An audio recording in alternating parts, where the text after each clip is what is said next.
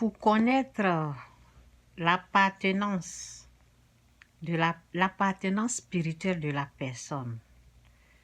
Oui, la personne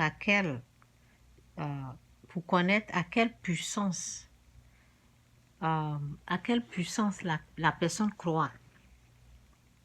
Donc, pour connaître un faux ou un vrai chrétien, c'est pendant les épreuves, oui. Le moment où c'est chaud là, sur la personne.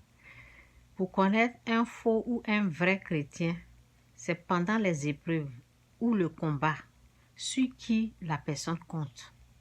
Et lorsqu'il prie à quel Dieu? Parce qu'il y a beaucoup qui croient au Dieu des ancêtres. Ça veut dire le fétichisme. Oui. Les démons, les esprits impurs, là. C'est ce qui renforce le fétiche. Il y en a qui croient aux ancêtres. Les ancêtres, ce sont les esprits impurs. Oui. Donc, quand il y a un problème ou quand il y a la mort ou un problème, à quoi cette personne croit, à qui cette personne croit. Souvent, c'est la tradition africaine.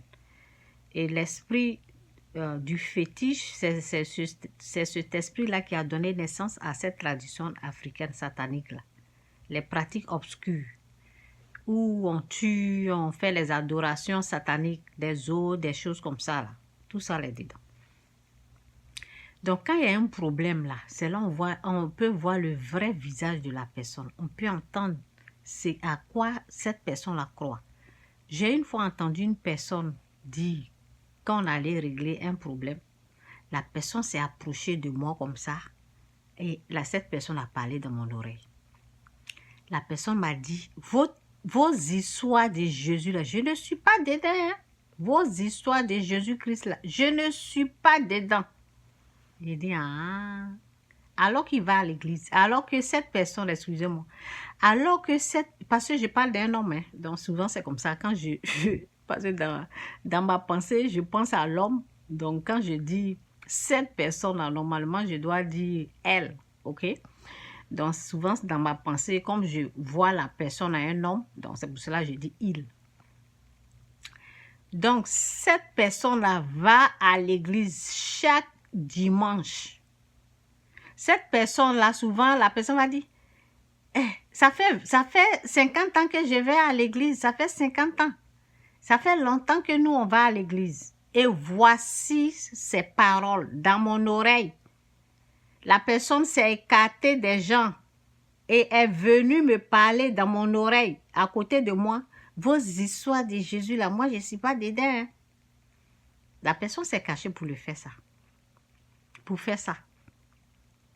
Donc, dans les difficultés, dans les problèmes, comment la personne réagit? Qu'est-ce qu'il dit? Qu'est-ce que cette personne a dit? Qu'est-ce que cette personne a dit à propos de Christ, à propos de Jésus? Donc, parce que j'ai entendu que lorsqu'il y a un problème, il y a une personne qui est en train de compter sur ses ancêtres, sur un esprit de mort. Est-ce que vous comprenez? L'esprit de mort, c'est un esprit impur. Ce sont des esprits, quand on dit esprit de mort, là, ce sont des esprits impurs. Donc, si quelqu'un compte sur un esprit impur, ça veut dire que la personne n'est pas sauvée, la personne n'a pas accepté Christ. C'est de ça qu'il s'agit. Donc, quand il y a les problèmes, quand c'est dur, quand c'est difficile, quand il y a des épreuves, là, c'est là on sait qui est qui. Lui, par ses paroles, on peut connaître la personne. Ce que la personne déclare, ce que la personne dit, on peut savoir à quelle puissance la personne appartient.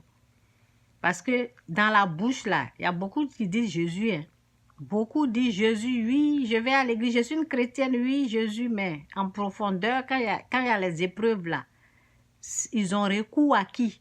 Ils ont recours à quelle puissance? C'est quelle puissance ils croient plus? Est-ce qu'ils croient à Christ? Est-ce qu'ils croient à la puissance de Jésus? C'est de ça qu'il s'agit. Jésus-Christ ou rien, Jésus-Christ est Seigneur. Faisons attention. Oui, c'est pas tout ce... La Bible dit, ce peuple m'honore en parole. Ce peuple m'honore en parole, mais de cœur, ils sont très loin de moi. C'est ce que la Bible dit.